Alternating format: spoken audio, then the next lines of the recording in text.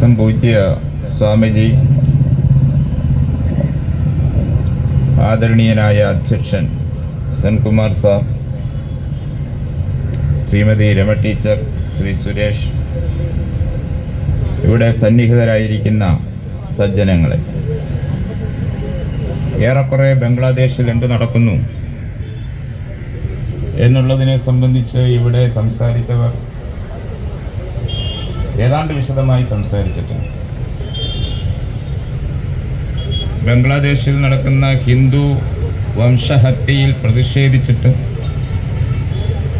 ബംഗ്ലാദേശിലെ ഹിന്ദു സമൂഹത്തിന് സുരക്ഷ ഒരുക്കണമെന്ന് ആവശ്യപ്പെട്ടുകൊണ്ട്, ബംഗ്ലാദേശ് ഗവൺമെൻറ്റിനോട് ആവശ്യപ്പെട്ടുകൊണ്ട്, ബംഗ്ലാദേശ് ഗവൺമെൻറ്റിൻ്റെ മുകളിൽ സാധ്യമായ എല്ലാ സമ്മർദ്ദങ്ങളും ഉപയോഗിക്കണമെന്ന് ഭാരത ഗവൺമെൻറ്റിനോട് ആവശ്യപ്പെട്ടുകൊണ്ട്, ബംഗ്ലാദേശിലെ ഇസ്ലാമിക അതിക്രമത്തിന് ഇരയാകുന്ന നിസ്സഹായരായ ഹിന്ദു സമൂഹത്തിന് എല്ലാ പിന്തുണയും നൽകണമെന്ന് അന്താരാഷ്ട്ര സമൂഹത്തോട് അഭ്യർത്ഥിച്ചുകൊണ്ടും രാഷ്ട്രീയ സ്വയംസേവക സംഘത്തിൻ്റെ സർക്കാരിവ വളരെ വിശദമായ ഒരു പ്രസ്താവന കഴിഞ്ഞ ദിവസം ഇറക്കുകയുണ്ടായി. കേവലം ബംഗ്ലാദേശിനെ ബാധിക്കുന്ന ഒരു പ്രശ്നം എന്ന നിലയിൽ മാത്രമല്ല നമ്മൾ ഇതിനെ വീക്ഷിക്കേണ്ടത്. 1947 ഇന്ത്യ വിഭജനം സംഭവിച്ചതിന് മുമ്പ് മുതൽ തന്നെ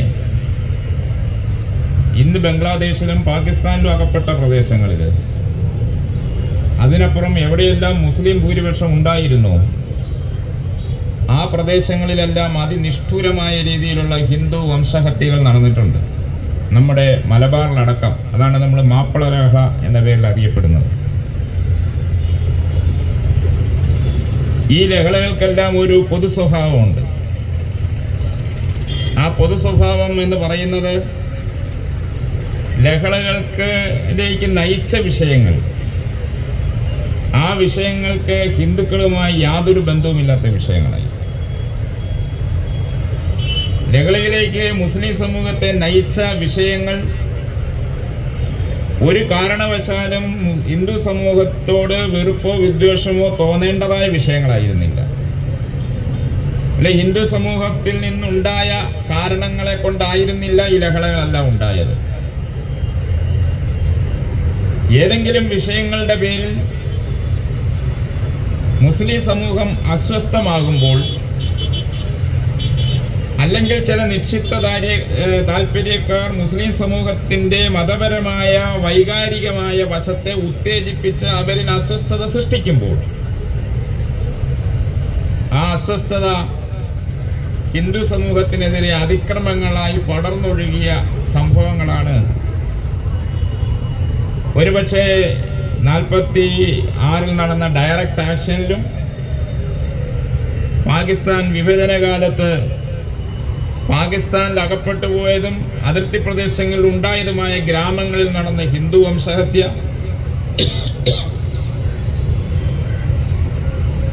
അങ്ങനെ ഇതുവരെ നടന്നിട്ടുള്ള എല്ലാ സംഭവങ്ങളും എടുത്തു കഴിഞ്ഞാൽ ഹിന്ദുക്കൾ ഈ വിഷയത്തിലൊരു ഘടകമേ ആയിരുന്നില്ല. പക്ഷെ ഇതെല്ലാം അവസാനിച്ചത് ഹിന്ദുക്കൾക്ക് നേരെയുള്ള അതിഭീകരമായ ആക്രമണത്തിലാണ്. നമുക്കറിയാം, സദ്ദാം ഹുസൈൻ, ഇറാനും ഇറാഖും തമ്മിൽ യുദ്ധമുണ്ടായാൽ നമ്മുടെ കേരളത്തിൻ്റെ തെരുവീഥികളിൽ, അതാണല്ലോ നമുക്ക് പരിചയം, കേരളത്തിൻ്റെ തെരുവീഥികളിൽ മുഴങ്ങുന്ന മുദ്രാവാക്യം ഇവിടുത്തെ ഹിന്ദുക്കൾക്കെതിരെയാണ്. ഹിന്ദുക്കൾ അവൻ്റെ വീടും സ്വത്തും അവൻ്റെ പെൺകുട്ടികളെയും അവൻ്റെ അഭിമാനവും ജീവനുമൊക്കെ സംരക്ഷിക്കാൻ ജാഗരൂകരാകേണ്ട സാഹചര്യമാണ് ഈ അന്താരാഷ്ട്ര തലത്തിൽ നടക്കുന്ന സംഭവങ്ങൾ. ഇസ്രായേൽ ഗാസയെ ആക്രമിച്ചാലും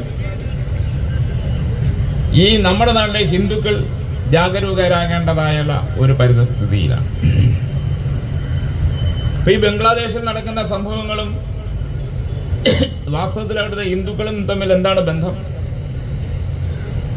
അവിടെ ഒരു കോടതി വിധി വരുന്നു. ആ കോടതി വിധി അവിടുത്തെ തൊഴിൽ കാര്യങ്ങളിൽ ഒരു 30% സംവരണം ബംഗ്ലാദേശ് വിമോചന യുദ്ധത്തിൽ പങ്കെടുത്തവരുടെ അവകാശികൾക്ക് വേണ്ടി നീക്കിവെക്കണം. ഇതാണ് കോടതി വിധി. ബംഗ്ലാദേശ് മതേതര രാജ്യം എന്നൊക്കെ അതിൻ്റെ ഒരു ബാനറേ ഉള്ളൂ. എല്ലാ കാലത്തും അത് മതരാജ്യമായിരുന്നു.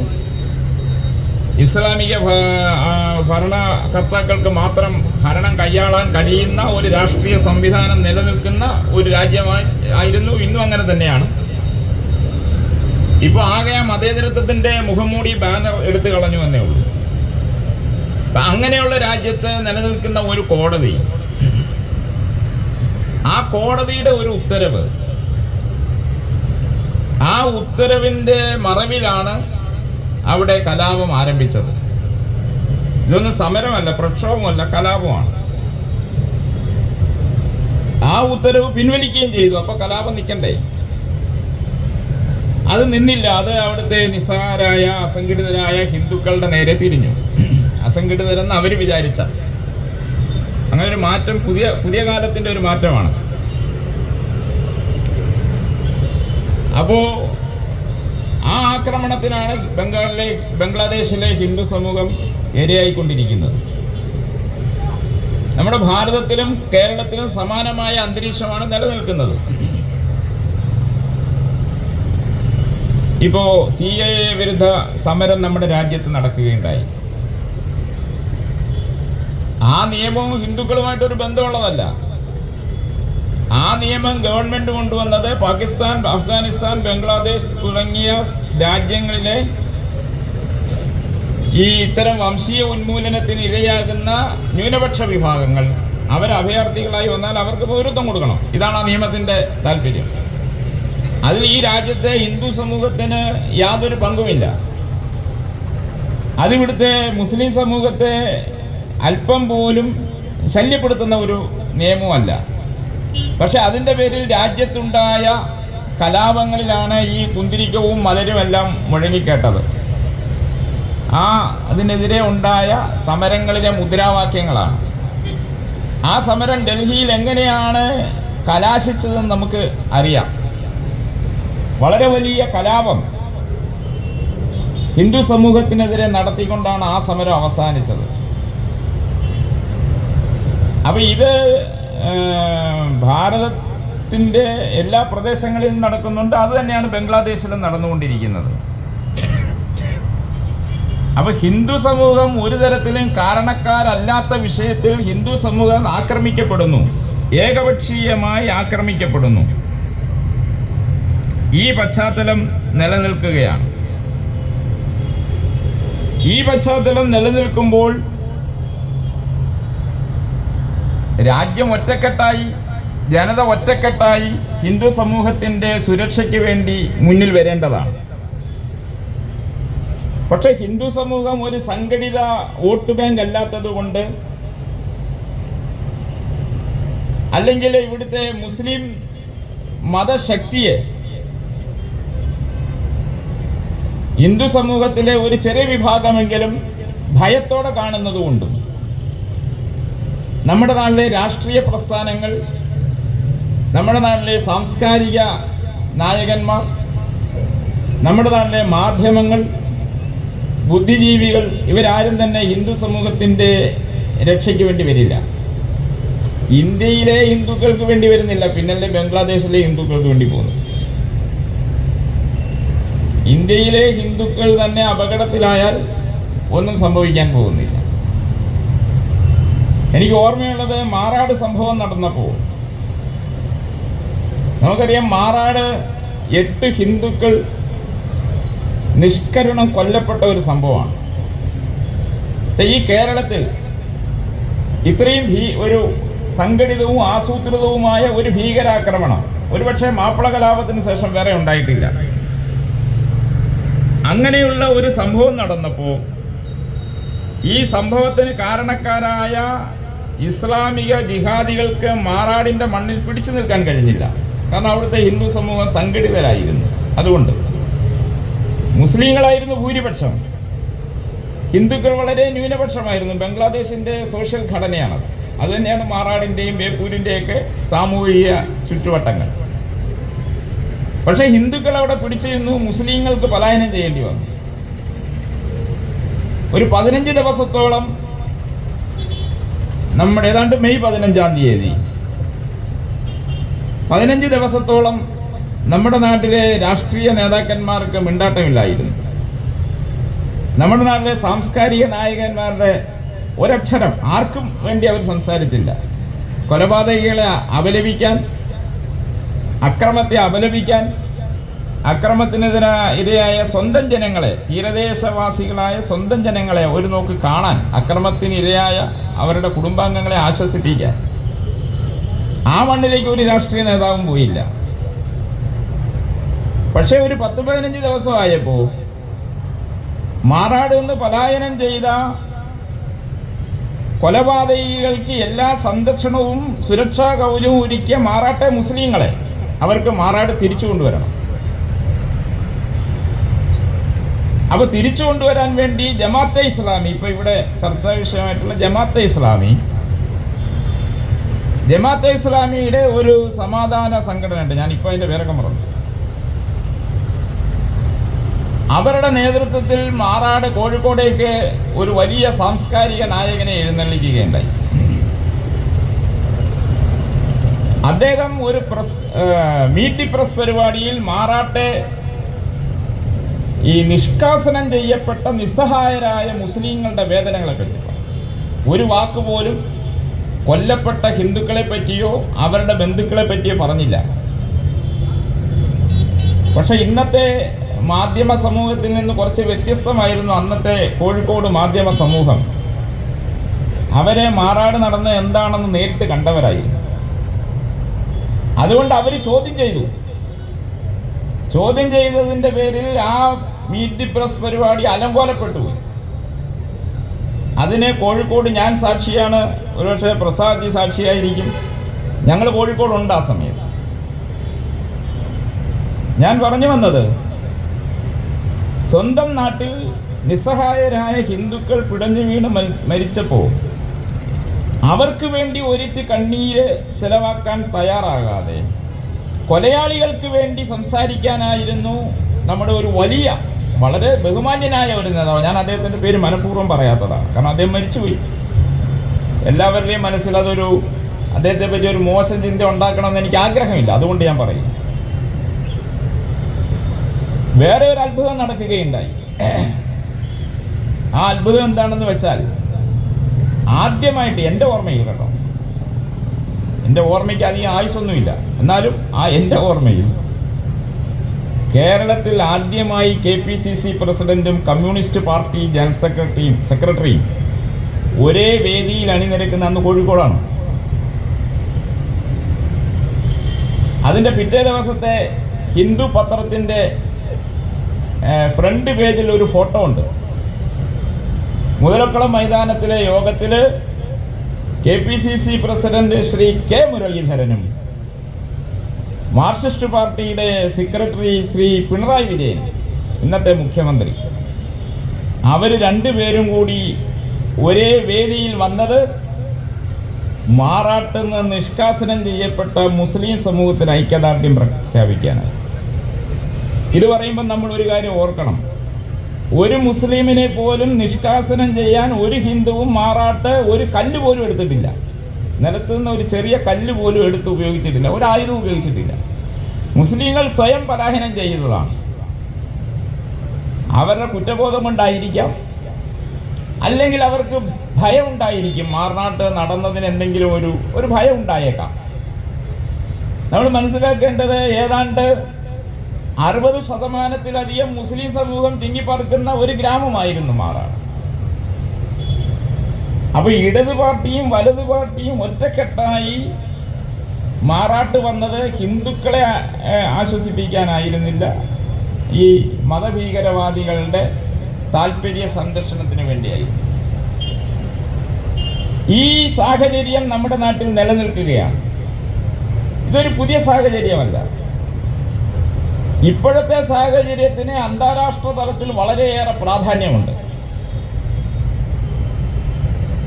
ഇന്ത്യ ഗവൺമെന്റ്, പ്രധാനമന്ത്രി, പാർലമെന്റ്, അതുപോലെ വിദേശകാര്യമന്ത്രി അവരെല്ലാം തന്നെ ബംഗ്ലാദേശിൽ നടക്കുന്ന ഈ ഹീനമായ അതിക്രമത്തെ അപലപിച്ചുകൊണ്ട് രൂക്ഷമായ പ്രതികരണങ്ങൾ നടത്തുകയുണ്ടായി. അവിടുത്തെ ഹിന്ദുക്കൾക്ക് സംരക്ഷണം നൽകണമെന്ന് ബംഗ്ലാദേശ് ഗവൺമെന്റിനോട് വിദേശകാര്യ വകുപ്പ് ആവശ്യപ്പെടുകയുണ്ടായി. അതിനെ ബംഗ്ലാദേശിലെ താൽക്കാലിക ഭരണാധികാരിയായിട്ടുള്ള ഈ മുഹമ്മദ് യൂനിസ്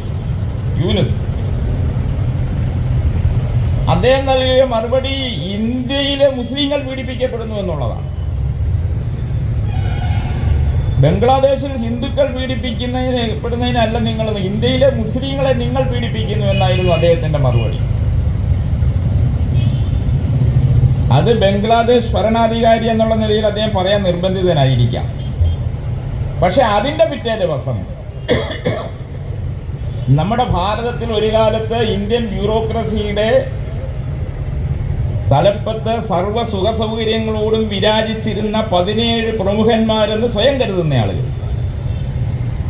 17 പേർ, ചെറിയ ആൾക്കാരൊന്നും ആയിരുന്നില്ല. ആസൂത്രണ കമ്മീഷന്റെ സെക്രട്ടറി ഉണ്ടത്, നമ്മുടെ കരസേനയുടെ ഉപമേധാവിയായിരുന്ന ഒരു വിദ്വാൻ, മുഖ്യ തെരഞ്ഞെടുപ്പ് കമ്മീഷണറായിരുന്ന ഒരാൾ, നമ്മുടെ ഭാരതത്തിൻ്റെ എല്ലാ ജനാധിപത്യ മൂല്യങ്ങളുടെ എല്ലാ ആനുകൂല്യങ്ങളും പറ്റി ഔദ്യോഗിക കാലാവധിയിൽ തന്നെ പഞ്ചനക്ഷത്ര സൗകര്യങ്ങളിൽ ജീവിച്ചിരുന്ന ആളുകൾ, അവര് വിരമിച്ചതിന് ശേഷം വിദേശങ്ങളിൽ പോയി വിദേശത്ത് ഭാരതത്തിൽ അട്ടിമറി നടത്തുവാൻ വേണ്ടി വൈദേശിക ശക്തികൾ പണം കൊടുത്ത് നിലനിർത്തി പോറ്റിപ്പോരുന്ന NGOകളുടെ വക്താക്കളായി ഭാരതത്തിലേക്ക് സന്ദർശനാർത്ഥം മാത്രം വരുന്ന ആളുകൾ, അങ്ങനെയുള്ള 17 പേർ അവരൊരു കൂട്ടപ്രസ്താവന, ഒരു സംയുക്ത കത്തെഴുതുകയുണ്ടായി. നിങ്ങളത് പത്രങ്ങളിൽ വായിച്ചിട്ടുണ്ടാവുമല്ലോ കത്ത്. ആ കത്തിൽ എന്താണ് അവർ പറയുന്നത്? മുഹമ്മദ് യൂനിസ് എന്താണോ ഇന്ത്യൻ ഗവൺമെന്റിന് അയച്ച കത്ത്, അതേ മാറ്ററാണ്. ചെറിയ വ്യത്യാസങ്ങൾ അങ്ങോട്ടും ഇങ്ങോട്ടും വരുത്തിയിട്ടുണ്ടാവാം. അതേ മാറ്റർ 2014 മുതൽ മുസ്ലിങ്ങൾ വേട്ടയാടപ്പെടുന്നു. അപ്പോൾ അവർ കൂട്ടത്തിൽ ക്രിസ്ത്യാനികളെയും കൂടി കൊള്ളിച്ചിട്ടുണ്ട്. മുസ്ലിങ്ങളും ക്രിസ്ത്യാനികളും അടങ്ങുന്ന മതന്യൂനപക്ഷങ്ങൾക്ക് ഇന്ത്യയിൽ സുരക്ഷിതമായി ജീവിക്കാൻ കഴിയാത്ത സാഹചര്യം നിലനിൽക്കുന്നു. ഈ അന്താരാഷ്ട്ര തലത്തിലൊക്കെ കുറേ ഏജൻസികളുണ്ട് ഈ സമാധാനത്തിന്റെ റേറ്റൊക്കെ എടുക്കുന്നവർ. അവർ ഇടയ്ക്കിടയ്ക്ക് പറയും ഇന്ത്യ സമാധാനപരമായി ജീവിക്കാൻ കഴിയാത്ത സാഹചര്യമാണെന്ന്. ഞാൻ പറഞ്ഞു വരുന്നത്, മുഹമ്മദ് യൂനിസ് എന്താണോ ഇന്ത്യ ഗവൺമെന്റിനോട് പറയാൻ ഉദ്ദേശിച്ചത്, അതേ കാര്യം ഭാരതത്തില് ഈ അന്താരാഷ്ട്ര ഇന്ത്യ വിരുദ്ധ ശക്തികളുടെ പണം പറ്റുന്ന വിരമിച്ച ബ്യൂറോക്രാറ്റുകളുടെ ഒരു സംഘം അതേ കാര്യം പരസ്യമായി പ്രസ്താവിച്ചു. ഞാൻ ഈ കേരളത്തില് നമ്മൾ നേരിടുന്ന ഏറ്റവും വലിയൊരു അപകടത്തെപ്പറ്റി കൂടി പറയാം. ഇന്നത്തെ മലയാള മനോരമ പത്രത്തിന്റെ മുഖലേഖനം, എഡിറ്റോറിയൽ. മലയാള മനോരമ പത്രം മലയാളിയുടെ വികാരമാണല്ലോ, അല്ലേ? അത് കാണാത്ത എത്ര മലയാളി കാണും? എഡിറ്റോറിയൽ വായിക്കുന്ന എത്ര പേരുണ്ടെന്ന് എനിക്ക് അറിഞ്ഞുകൂടാ. ഇനി അഥവാ അത് വായിച്ചാൽ അതിന്റെ ഉദ്ദേശം എന്താണെന്ന് തിരിച്ചറിയുന്നവർ എത്ര പേരുണ്ടെന്ന് എനിക്കറിയില്ല. പക്ഷേ മലയാളികളിൽ ബഹുഭൂരിപക്ഷവും കൈപ്പറ്റുന്ന പത്രമാണ് മലയാള മനോരമ പത്രം. ആ മലയാള മനോരമ പത്രത്തിന്റെ ഇന്നത്തെ മുഖപ്രസംഗം, ആ ലേഖനം എഴുതിയത് 17 പേരല്ല എന്ന് പറഞ്ഞിട്ടാണ്. എന്നുവെച്ചാൽ അത് 17 പേരുടെ അഭിപ്രായമല്ല, അത് ഭാരതത്തിന്റെ മുഴുവൻ അഭിപ്രായമാണ് എന്ന് പറയാനാണ് മനോരമ ശ്രമിച്ചിരിക്കുന്നത്. ആ ലേഖനത്തിൽ അവരുന്നയിച്ച വാചകങ്ങൾ മനോരമയുടെ എഡിറ്റോറിയലിൽ എടുത്തു പറഞ്ഞിട്ടുണ്ട്. അതിൽ പറയുന്നു, 2014 മുതൽ ഭാരതത്തിൽ മുസ്ലിം ക്രിസ്ത്യൻ മതന്യൂനപക്ഷങ്ങൾ അവർ സുരക്ഷിതരല്ല എന്നവരതിൽ പറയുന്നു. അപ്പൊ ഞാനിത് ചൂണ്ടിക്കാണിക്കാൻ, ഈ നെറ്റ്വർക്കിന്റെ വലിപ്പം ഒന്ന് ചൂണ്ടിക്കാണിക്കാൻ പറഞ്ഞാണിത്. മുഹമ്മദ് യൂനിസ് ഒരു കത്തെഴുതുന്നു. ആ കത്തിന് അനുകൂലമായിട്ട് അവർക്ക് വിലക്കെടുക്കാൻ കഴിയാവുന്ന 10-17 17 പേരെ കിട്ടിയുള്ളൂ എന്നുള്ളത് നമ്മുടെ ഒരു ഭാഗ്യമായിട്ട് കരുതാം. ഒരുപക്ഷെ 17 പേര് മതിയെന്ന് അവർ വിചാരിച്ചിട്ടുണ്ടാവാം. അവരതേ വാചകത്തിൽ വെച്ചിട്ട് തുറന്ന കത്തെഴുതുന്നു. മലയാള മനോരമ, ഞാനൊരു ഉദാഹരണം പറഞ്ഞാണ്, ബാക്കി എല്ലാ പത്രങ്ങളുടെയും എഡിറ്റോറിയലുകൾ നിങ്ങൾ നോക്കേണ്ടത്. പക്ഷെ മലയാള മനോരമയ്ക്ക് ഒരു അജണ്ടയുണ്ട്, സ്ട്രാറ്റജി ഉണ്ട്. അതുകൊണ്ടാണ് മറ്റു പത്രങ്ങൾ ഒരുപക്ഷെ ഇതിൻ്റെ ഒന്നും പിന്നാമ്പുറങ്ങളിലേക്ക് അങ്ങനെ പോകുന്നവരായിരിക്കണമെന്നില്ല. ഈ മനോരമ പത്രം വരെയുള്ള ഒരു നെറ്റ്വർക്ക് നമ്മുടെ രാജ്യത്തിൻ്റെ പരമാധികാരത്തെയും ജനാധിപത്യത്തെയും അട്ടിമറിക്കാനുള്ള ശക്തികളുടെ പിൻബലമായി നിലനിൽക്കുന്നു എന്നാണ് അതിൻ്റെ അർത്ഥം. ബംഗ്ലാദേശിൽ അട്ടിമറി ഉണ്ടായി, ഭരണ അട്ടിമറി ഉണ്ടായി. ആ ഭരണ അട്ടിമറി ബംഗ്ലാദേശിനെ ഈ അന്താരാഷ്ട്ര ശക്തികൾക്കൊക്കെ വേണം എന്ന് ഞാൻ കരുതുന്നില്ല. കാരണം അത് ചെറിയ രാജ്യമാണ്. അവരാഗ്രഹിക്കുന്നത് ബംഗ്ലാദേശിൽ പാകിസ്ഥാനെ കുടിയിരുത്താനാണ്. ബംഗ്ലാദേശിൽ പാകിസ്ഥാനെ കുടിയിരുത്തിയിട്ട് ഇന്ത്യയുടെ കിഴക്കും പടിഞ്ഞാറും നിന്നുകൊണ്ട് ഭാരതത്തെ സമ്മർദ്ദത്തിലാഴ്ത്തുക. അത് ഒരു അമേരിക്കൻ സ്ട്രാറ്റജിയാണ്. അത് ട്രംപ് വന്നാൽ മാറും എന്ന പ്രതീക്ഷയെ സത്യത്തിൽ എനിക്കില്ല. അമേരിക്കയാണ്. ട്രംപ് ആകട്ടെ, ബൈഡൻ ആകട്ടെ, ആരെങ്കിലും ആയിക്കോട്ടെ, അമേരിക്ക എല്ലാ കാലത്തും അമേരിക്കയാണ്. നിങ്ങളൊരു കാര്യം ആലോചിച്ച് നോക്കൂ. നമ്മുടെ ഇന്ത്യ മഹാരാജ്യത്ത് ഈ കലാപങ്ങൾ ഉണ്ടാക്കുന്ന ഭീകരവാദികൾ, ഈവൻ ഗാസയില് ഹമാസ്, അവരെല്ലാം ഉപയോഗിക്കുന്ന ആയുധങ്ങൾ അമേരിക്കൻ ആയുധ കമ്പനികളുടേതാണ്. അമേരിക്കയുടെ സാമ്പത്തിക ശക്തികളാണ് ഇവരെല്ലാം. ഒരു വശത്ത് അവർക്ക് ആയുധം കൊടുക്കുക, മറുവശത്ത് അതിനെതിരായിട്ടുള്ള ശക്തികൾക്ക് ആയുധം കൊടുക്കുക. രണ്ടുപേർക്കും ആയുധം കൊടുത്തുകൊണ്ട് സ്വന്തം സമ്പത്ത് ശക്തിപ്പെടുത്തുന്ന ഒരു രാഷ്ട്രമാണ് അമേരിക്ക. അമേരിക്ക എല്ലാ കാലത്തും ഭീകരവാദികളെ ഇല്ലായ്മ ചെയ്യുമെന്ന് നമ്മൾ കരുതാൻ പാടില്ല. അമേരിക്ക അങ്ങനെ ഒരു രാജ്യമല്ല, അതിന്റെ ചരിത്രമേ അതല്ല. ട്രംപ് വന്നാൽ ചിലപ്പോൾ ചെറിയ മാറ്റങ്ങൾ, ചെറിയ നിയന്ത്രണങ്ങളൊക്കെ ഉണ്ടായേക്കാം. ട്രംപിന് ഒരു പരിമിതിയുണ്ട്. എന്താണ് അദ്ദേഹം എന്ന് എനിക്ക് നല്ല തിട്ടവുമില്ല. പക്ഷെ അത് വേറെ കാര്യം. അമേരിക്കൻ സാമ്രാജ്യത്വമാണ് ബംഗ്ലാദേശിൽ ഇടപെട്ട് ഇപ്പോഴത്തെ ഈ അട്ടിമറി സൃഷ്ടിച്ചിരിക്കുന്നത് എന്നത് വളരെ വ്യക്തമാണ്. അതങ്ങനെയാണെങ്കിൽ ബംഗ്ലാദേശിൽ നടക്കുന്ന ഹിന്ദു ഉന്മൂലനത്തിന്റെ ഒന്നാമത്തെ പ്രതി അമേരിക്ക തന്നെയാണ്. കാരണം അമേരിക്കയിലെ സാമ്പത്തിക സംവിധാനത്തെ അഴിമതി കാണിച്ചതിന്റെ പേരിൽ അന്വേഷണം നേരിടുന്ന ആൾ കൂടിയാണ് ഈ മുഹമ്മദ് യൂനിസ് എന്ന് പറയുന്നയാൾ. അതെന്തോ ആയിക്കോട്ടെ. ബംഗ്ലാദേശിൽ ഒരു വശത്ത് അമേരിക്കയും മറുവശത്ത് ചൈനയും. അമേരിക്കയുടെയും ചൈനയുടെയും താല്പര്യങ്ങൾ വ്യത്യസ്തമാണ്.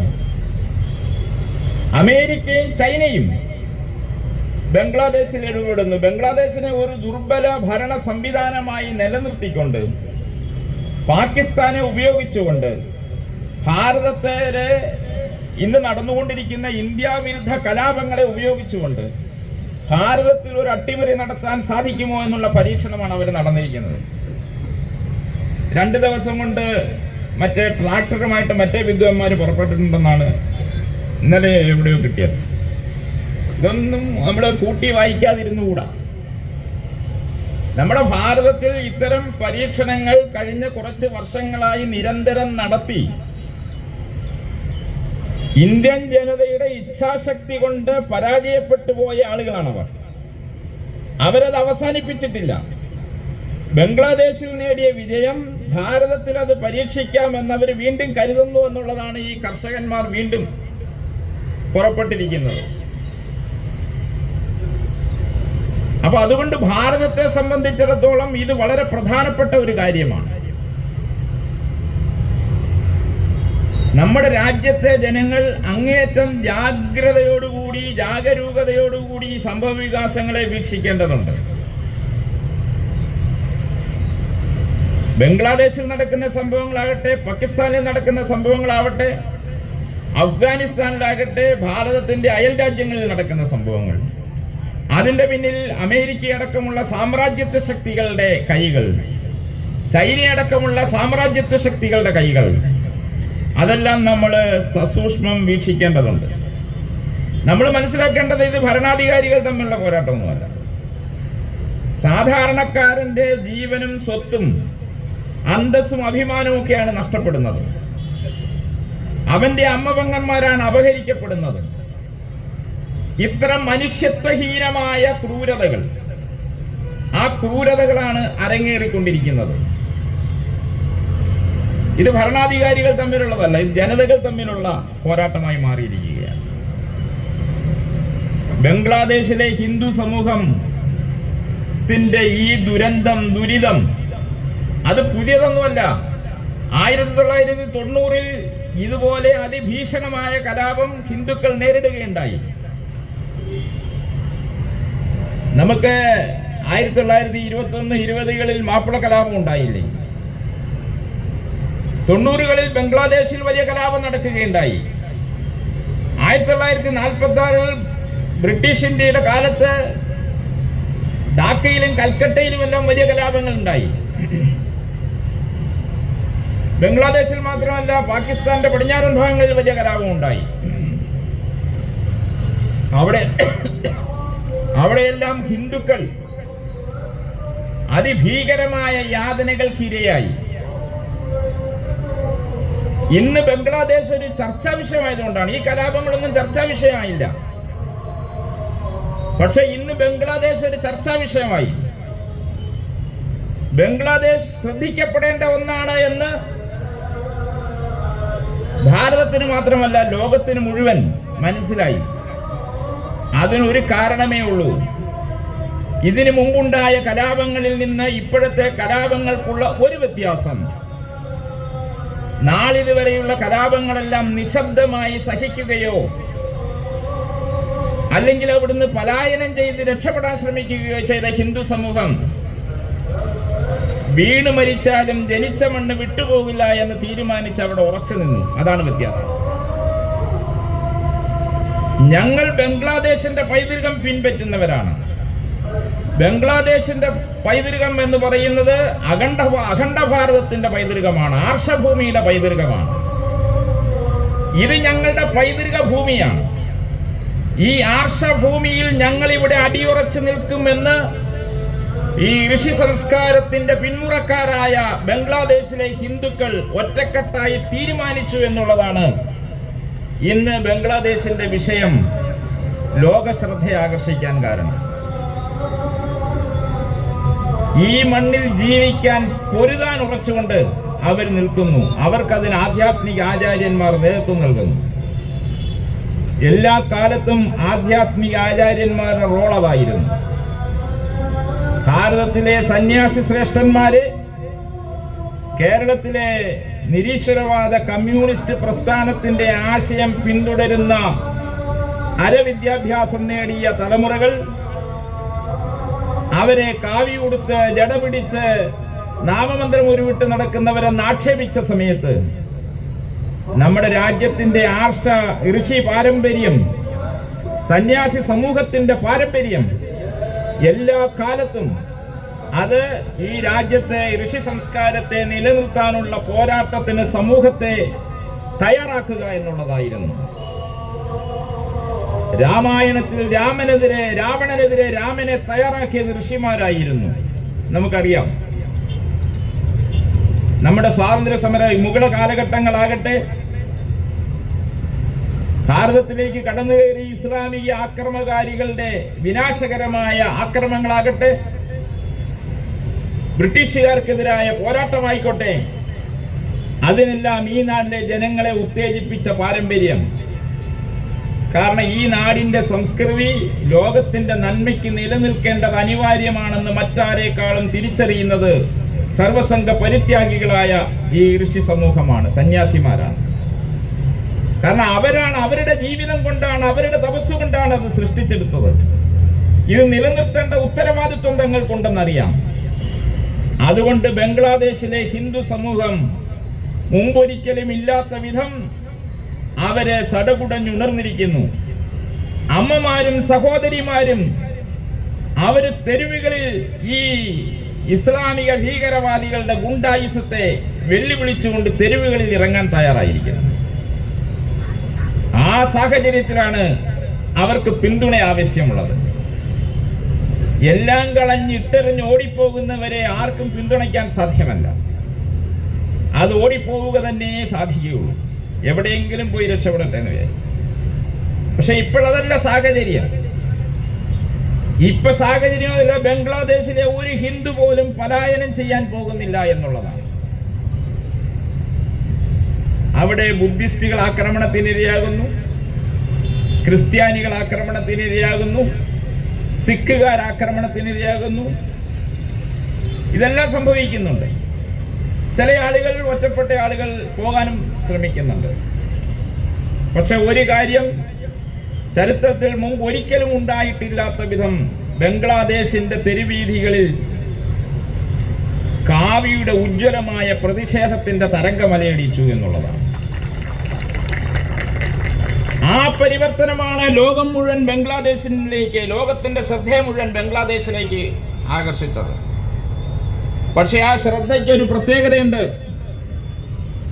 ഭാരതം 2014 മുതൽ സുരക്ഷിതരല്ല എന്ന് പറഞ്ഞ ഈ ബ്യൂറോക്രാറ്റുകൾ ഉണ്ടല്ലോ, അവർക്ക് ശമ്പളം കൊടുക്കുന്ന വൈദേശിക ഏജൻസികൾ ഉണ്ടല്ലോ, അവര് ചിന്തിച്ചു തുടങ്ങിയത് ബംഗ്ലാദേശിലെ ഈ കാവി മുന്നേറ്റം ലോകത്തിന്റെ ഇതര ഭാഗങ്ങളും തങ്ങൾക്ക് സുരക്ഷിതത്വം ഇല്ലാതായി തീരുന്നുവോ എന്നുള്ളതാണ്.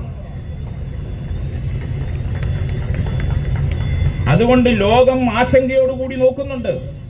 പക്ഷെ ലോകത്തിന് ഭാരതത്തിന്റെ ശക്തമായ നിലപാട് കാരണം ഒറ്റയടിക്ക് നിഷേധിക്കാൻ സാധ്യമല്ല. 2014 മുമ്പുള്ള ഭാരതമല്ല 2014 ശേഷമുള്ള ഭാരതം. എന്തുകൊണ്ടാണ് ഈ ബ്യൂറോക്രാറ്റുകൾ സംഘടിതരായി അഞ്ചാം പത്തികളുടെ പണം വാങ്ങി ഈ നാടിന്റെ താല്പര്യത്തിനെതിരായി രംഗത്ത് വന്നത്? അവർ വാസ്തവത്തിൽ തൊഴിൽ രഹിതരായതുകൊണ്ടാണ്. ഇവരുടെ ശമ്പളം വാങ്ങി ഈ രാജ്യത്ത് NGOsകൾ നടത്തി ഇവിടെ അസ്വസ്ഥതകൾ സൃഷ്ടിച്ച് അതിൽ നിന്ന് മുതലെടുത്ത് ജീവിച്ചുകൊണ്ടിരുന്നവരാണ്. അവർ തൊഴിൽരഹിതരായി, അവരുടെ ജീവിതം സുരക്ഷിതമല്ലാതായി. അല്ലാതെ ഇവിടുത്തെ ന്യൂനപക്ഷങ്ങളുടെ ജീവിതം അസുരക്ഷിതമായതല്ല. ന്യൂനപക്ഷങ്ങളിൽപ്പെട്ട സർവ്വസാധാരണക്കാരനെ എങ്ങനെ ചിന്തിക്കുന്നു എന്നുള്ളതിന്റെ ഏറ്റവും നല്ല ഉദാഹരണമായിരുന്നു ഇക്കഴിഞ്ഞ ഉപതെരഞ്ഞെടുപ്പ്. ഉത്തർപ്രദേശിൽ 70-75% മുസ്ലിങ്ങൾ മാത്രമുള്ള ഒരു കോൺസ്റ്റിറ്റ്യുവൻസിയില് അവിടെ ഈ ദേശീയ പാർട്ടിയിലെ ഇവർ ഹിന്ദുത്വത്തിന്റെ പേരിൽ അധിക്ഷേപിക്കുന്ന BJPയുടെ ഒരു സ്ഥാനാർത്ഥി 3-2 വോട്ട് നേടി വിജയിച്ചു. അവിടുത്തെ മുസ്ലിങ്ങൾ വോട്ട് ചെയ്തു. സർവ്വസാധാരണക്കാരായ മുസ്ലിങ്ങളുടെ ചിന്തയല്ല അത്. പക്ഷെ മുസ്ലിങ്ങൾ അസുരക്ഷിതരാണ് എന്ന് പ്രചരിപ്പിച്ചുകൊണ്ട് ഈ വൈദേശിക ശക്തികളുടെ കയ്യിൽ നിന്ന് പണം പറ്റുന്നു, അവർക്ക് വേണ്ടി പണിയെടുക്കുന്നു, അവർക്ക് വേണ്ടി രാജ്യത്ത് അസ്വസ്ഥതകൾ സൃഷ്ടിക്കുന്ന ആഖ്യാനങ്ങൾ ഉണ്ടാക്കുന്നു. ആഖ്യാനങ്ങളുടെ മറവിൽ പണം ഉപയോഗിച്ചുകൊണ്ട് കലാപങ്ങൾ നടത്തുന്നു. ഈ കലാപകാരികളെല്ലാം ഒരേ ചേരിയിലാണ്. എന്തിനാണ് ഈ കർഷക സമരത്തിൽ ഈ ഇസ്ലാമിക തീവ്രവാദികൾ കടന്നു വരുന്നത്? എന്തിനാണ് ഇസ്ലാമിക തീവ്രവാദികളുടെ സമരത്തിൽ ഈ കർഷകർക്ക് എന്താണ് കാര്യം? കർഷക സമരം കർഷകർക്ക് വേണ്ടിയല്ല. ഇസ്ലാമിക തീവ്രവാദികളുടെ പ്രക്ഷോഭം മുസ്ലിം സമൂഹത്തിന് വേണ്ടിയല്ല. അവര് വൈദേശിക സാമ്രാജ്യത്വ ശക്തികൾക്ക് വേണ്ടി ഭാരതത്തിന്റെ ജനാധിപത്യത്തെയും ഭരണാധികാരത്തെയും സ്വാതന്ത്ര്യത്തെയും അട്ടിമറിക്കാൻ വേണ്ടിയുള്ള പരിശ്രമത്തിലാണ്. അതിനുവേണ്ടി അവർക്ക് പണം ലഭിക്കുന്നുണ്ട്. പല സാമ്രാജ്യത്വ ശക്തികൾക്കും താല്പര്യങ്ങളുണ്ട്. ഇന്ന് ലോകം മുഴുവൻ ഭാരതത്തെയും ഭാരതത്തിന്റെ പ്രധാനമന്ത്രിയെയും വളരെ ഭക്തിയോടുകൂടി ഭയങ്കര ബഹുമാനത്തോടുകൂടി സ്വീകരിക്കുന്നു. ലോകത്തെ പ്രമുഖ ഇസ്ലാമിക രാജ്യങ്ങളുടെ എല്ലാം പരമോന്നത ബഹുമതി ഇന്ത്യൻ പ്രധാനമന്ത്രിക്ക് ലഭിച്ചിരിക്കുന്നു. അതുകൊണ്ട് ഇതൊന്നും ഇസ്ലാമിന്റെ പ്രശ്നങ്ങളെ അല്ല, ഇതെല്ലാം സാമ്രാജ്യത്വ ശക്തികളുടെ പ്രശ്നങ്ങളാണ്. ഈ രാജ്യത്തെ വിറ്റ് തിന്നവരുടെ പ്രശ്നങ്ങളാണ്. അങ്ങനെ വിറ്റ് തിന്നവരുടെ ഒപ്പമാണ് ഈ രാജ്യത്തെ പ്രതിപക്ഷവും നിലനിൽക്കുന്നത്, രാജ്യത്തെ ഇടതുപക്ഷം നിലനിൽക്കുന്നത്. അവർ ഈ രാജ്യത്തിന്റെ താല്പര്യത്തിന് വേണ്ടിയല്ല, ആരോഗ്യകരമായ രാഷ്ട്രീയമല്ല നമ്മുടെ രാജ്യത്ത് നിലനിൽക്കുന്നത്. വിഘടനത്തിന്റെ രാഷ്ട്രീയം നിലനിൽക്കുന്നു. ആ രാഷ്ട്രീയം ഇന്ത്യ വിരുദ്ധ ശക്തികളെ സംരക്ഷിക്കുന്നു, ഇന്ത്യ വിരുദ്ധ ശക്തികളെ പ്രോത്സാഹിപ്പിക്കുന്നു.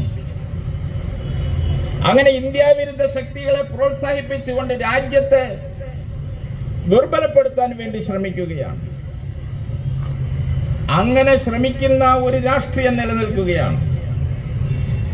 ഈ കഴിഞ്ഞ ദിവസമാണ് നമ്മുടെ ഒരു സാംസ്കാരിക രംഗത്തൊക്കെ വലിയ ഇടപെടലുകൾ നടത്തുന്ന അഡ്വക്കേറ്റ് ജയശങ്കറിന്റെ ഒരു പ്രസംഗം. അതേപോലെ ഇസ്ലാമിക തീവ്രവാദികൾ നമ്മുടെ രാഷ്ട്രീയത്തിൽ സജീവമായി ഇടപെട്ടുകൊണ്ടിരിക്കുന്നു. Popular fund നിരോധിക്കപ്പെട്ടിട്ടും ഇടപെട്ടുകൊണ്ടിരിക്കുന്നു. ഇസ്ലാമിക തീവ്രവാദികളുടെ കയ്യിലാണ് ഇന്ത്യൻ രാഷ്ട്രീയം. ഇസ്ലാമിക തീവ്രവാദികളോട് ഭയാശങ്ക കലർന്ന ഒരു ബഹുമാനം നമ്മുടെ ഇടത് വലത് കക്ഷികൾ, അതുപോലെ ബുദ്ധിജീവികൾ, മാധ്യമങ്ങളെല്ലാം നിർവഹിക്കുന്നു. അങ്ങനെ ഒരു പ്രത്യേക സാഹചര്യം നമ്മുടെ നാട്ടിൽ നിലനിൽക്കുന്നുണ്ട്. പക്ഷെ ഈ രാജ്യത്തെ ജനങ്ങളിലേക്ക് ഇറങ്ങിച്ചെന്ന് ഈ അപകട പരിതസ്ഥിതിയെ മനസ്സിലാക്കി ബംഗ്ലാദേശിൽ ഉയർന്നെഴുന്നേറ്റിരിക്കുന്ന ഹിന്ദു സമൂഹത്തിന് പിന്നിൽ അണിനിരക്കുവാൻ അവരെ നമ്മൾ തയ്യാറാക്കേണ്ടതുണ്ട്. എന്തായാലും ബംഗ്ലാദേശിലെ മുന്നേറ്റം പരാജയപ്പെടാൻ പോകുന്നില്ല, അത് വിജയിക്കുക തന്നെ ചെയ്യും. ഭാരതത്തിന്റെ ചിരപുരാതനമായ ഋഷി പരമ്പരയുടെ അനുഗ്രഹാശിസുകളോടെയാണ് അത് നടക്കുന്നത് എന്നുള്ളത് കൊണ്ടാണ്. രാമരാവണ യുദ്ധത്തിൽ രാവണനായിരുന്നു കരുത്തൻ, രാവണനായിരുന്നു സൈന്യം ഉണ്ടായിരുന്നത്, രാവണന്റെ കയ്യിലായിരുന്നു അത്യന്താധുനിക ആയുധങ്ങൾ ഉണ്ടായിരുന്നത്. രാമന് സൈന്യം ഉണ്ടായിരുന്നില്ല. രാമന്റെ കൂടെ ഉണ്ടായിരുന്നത് അച്ചടക്കമില്ലാത്ത വാനരന്മാരായിരുന്നു. അവര് യുദ്ധത്തിൽ ഉപയോഗിച്ചത് മരങ്ങളും മലകളും കല്ലുകളുമായിരുന്നു. ആ സ്ഥാനത്ത് സർവസംഹാരകമായ അസ്ത്രങ്ങൾ ഉപയോഗിച്ചിട്ടാണ് രാവണന്റെ സൈന്യം യുദ്ധം ചെയ്തത്.